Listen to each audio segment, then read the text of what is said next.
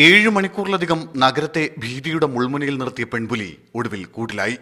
കണ്ണൂർ നഗരത്തിന് സമീപം കസാനക്കോട്ട തായത്തെരു റെയിൽവേ ഗേറ്റിനടുത്ത് ഉച്ചകഴിഞ്ഞ് 3 മണിയോടെയാണ് പുലി പ്രത്യക്ഷപ്പെട്ടത്. 3 പേരെ ആക്രമിച്ച പുലി തുടർന്ന് ജനവാസ കേന്ദ്രത്തിന് സമീപമുള്ള പൊന്തക്കാട്ടിൽ പതുങ്ങുകയായിരുന്നു.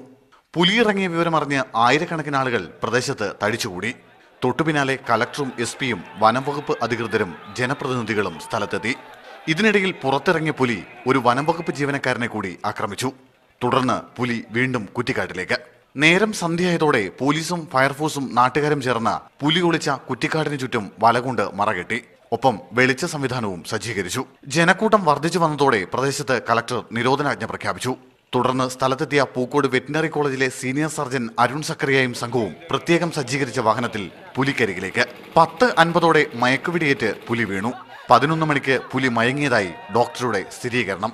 തുടർന്ന് പുലി കൂട്ടിലേക്ക്.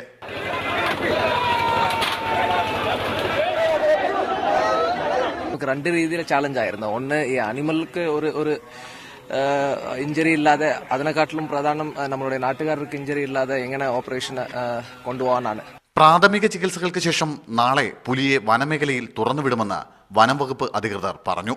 ഷിജിത് കണ്ണൂമിനൊപ്പം സുനിൽ ഐസക്, മീഡിയ 1 കണ്ണൂർ.